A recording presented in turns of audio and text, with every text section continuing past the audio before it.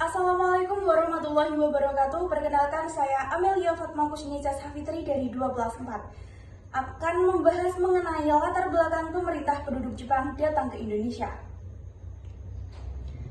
Kedatangan pemerintah penduduk Jepang ke Indonesia pada tahun 1942 merupakan hasil dari Perang Dunia Kedua. Jepang yang ingin menguasai sumber daya alam di Asia Tenggara menyerang dan mengalahkan Belanda yang saat itu masih menjajah Indonesia. Berikut beberapa latar belakang kedatangan pemerintah penduduk Jepang ke Indonesia. Yang pertama adalah ekspansi militer Jepang.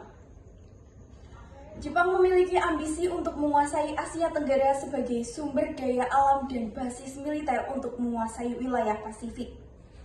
Yang kedua adalah kelemahan Belanda. Belanda yang sedang berjuang melawan Jerman di Eropa tidak mampu mempertahankan koloninya di Indonesia. Yang ketiga adalah perjanjian tripartit. Jepang, Jerman, dan Italia membentuk fakta militer yang memungkinkan Jepang untuk menyerang wilayah-wilayah di Asia Tenggara. Yang keempat adalah serangan Pearl Harbor. Serangan Jepang ke Pearl Harbor pada tahun 1941 memicu Perang Pasifik dan membuka jalan bagi Jepang untuk menguasai wilayah-wilayah di Asia Tenggara, termasuk Indonesia. Kedatangan pemerintah penduduk Jepang membawa dampak besar bagi Indonesia, baik secara politik, ekonomi, maupun sosial. Saya Salwa Atavia Cynthia Putri dari kelas 12/4. Di sini saya akan menjelaskan tentang tujuan kedatangan pemerintah pendudukan Jepang ke Indonesia. Yang pertama, menguasai sumber daya alam. Jepang membutuhkan sumber daya alam seperti minyak bumi, karet, timah, dan bahan mentah lainnya untuk mendukung upaya perangnya di Asia Pasifik. Indonesia yang kaya akan sumber daya alam tersebut menjadi target pentingnya. Yang kedua, memperluas wilayah kekuasaan. Jepang ingin memperluas wilayah kekuasaan di Asia Tenggara sebagai bagian dari visi mereka untuk membentuk kemakmuran bersama Asia Timur Raya, yang bertujuan untuk menggantikan pengaruh Barat dengan domisi Jepang. Yang ketiga, memperkuat posisi militer. Indonesia memiliki posisi strategis di jalur perdagangan dan perairan penting seperti Selat Melaka. Dengan menguasai Indonesia, Jepang dapat memperkuat posisi militernya di kawasan Asia Tenggara. Yang keempat, menghilangnya pengaruh Barat. Jepang ingin menguasai kekuasaan kolonial Barat seperti Belanda, Inggris, dan Amerika Serikat dari Asia. Pendudukan Indonesia merupakan bagian dari strategis ini. Yang kelima, eksploitasi tenaga kerja. Jepang memanfaatkan tenaga kerja lokal untuk kepentingan perang seperti kerja paksa dalam bentuk romusa. Nama saya Eda Purbalaras dari kelas 12/4.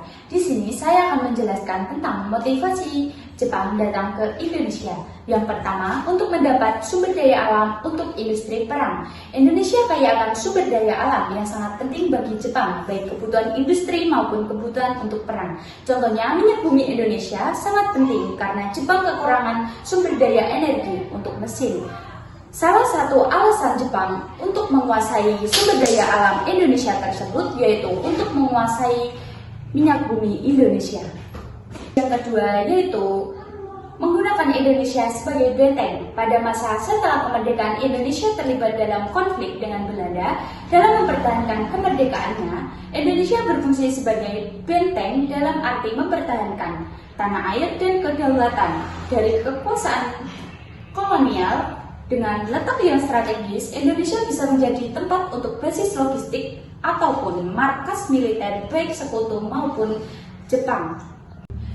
Selanjutnya yaitu motivasi yang ketiga, memanfaatkan lokasi Indonesia yang strategis. Jepang memanfaatkan Indonesia yang strategis untuk kepentingan ekonomi dan pertahanan keamanan. Yang pertama yaitu ekonomi, sebagai pasar ekspor dunia, dan yang kedua untuk mengekspansi bisnis. Lalu, untuk mempertahankan keamanan, yaitu Jepang memanfaatkan Indonesia untuk meningkatkan kerjasama pertahanan dan keamanan. Lalu, sebagai alat sistem senjata dan memperkuat perjanjian transfer peralatan dan teknologi pertahanan.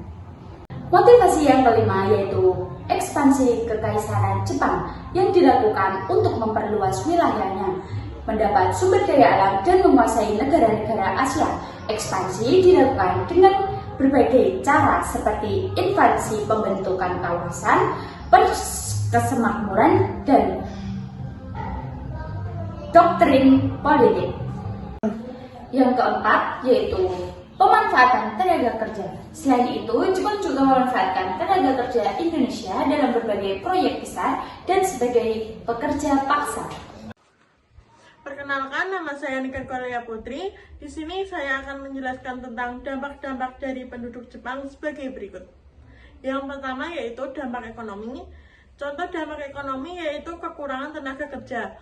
Penurunan penduduk menyebabkan kekurangan tenaga kerja, terutama di sektor manufaktur dan jasa. Contoh yang kedua yaitu pertumbuhan ekonomi melambat. Kekurangan tenaga kerja dan penurunan konsumsi dapat menyebabkan pertumbuhan ekonomi semakin melambat. Contoh yang ketiga yaitu peningkatan beban pajak.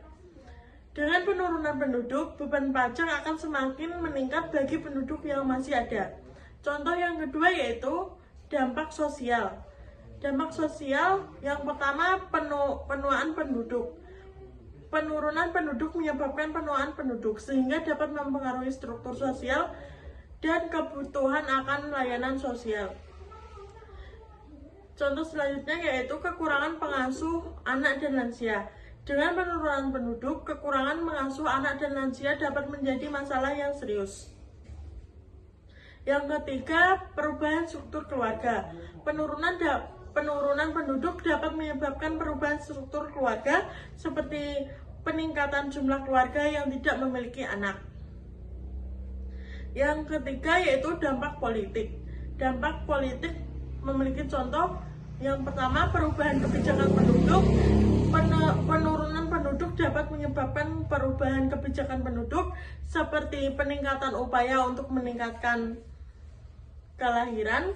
Yang kedua yaitu perubahan struktur pemerintahan. Penurunan penduduk dapat menyebabkan perubahan struktur pemerintahan seperti peningkatan jumlah daerah yang digabungkan. Yang terakhir ada penurunan pengaruh politik. Penurunan penduduk dapat menyebabkan penurunan pengaruh politik Jepang di tingkat internasional. Selanjutnya yaitu ada tahap-tahap perlawanan. Yang pertama meliputi kesadaran. Masyarakat mulai menyadari adanya ketidakadilan, penindasan atau eksploitasi yang dialami. Yang kedua yaitu tahap pengorganisasian. Masyarakat mulai mengorganisasi diri, membentuk kelompok-kelompok dan memilih pemimpin untuk memperjuangkan hak mereka. Yang ketiga yaitu pengembangan ideologi. Kelompok-kelompok perlawanan mulai mengembangkan ideologi dan tujuan yang jelas untuk memperjuangkan hak-hak mereka. Yang keempat yaitu penggalangan dukungan. Kelompok-kelompok perlawanan mulai menggalangkan dukungan dari masyarakat luas, termasuk dari kalangan aktivis dan organisasi masyarakat sipil. Yang kelima yaitu pengembangan strategi. Kelompok-kelompok perlawanan mulai mengembangkan strategi untuk mencapai tujuan mereka, termasuk melalui aksi protes, kampanye, dan negosiasi. Selanjutnya ada munculnya perlawanan. Yang pertama, aksi protes. Kelompok-kelompok perlawanan mulai melakukan aksi protes seperti demonstrasi, pawai, dan mogok. Yang kedua, kampanye. Kelompok-kelompok perlawanan mulai melakukan kampanye untuk meningkatkan kesadaran masyarakat tentang isu-isu yang mereka perjuangkan. Yang ketiga, negosiasi. Kelompok-kelompok perlawanan mulai melakukan negosiasi dengan pemerintah atau pihak lain yang terkait untuk mencapai tujuan mereka.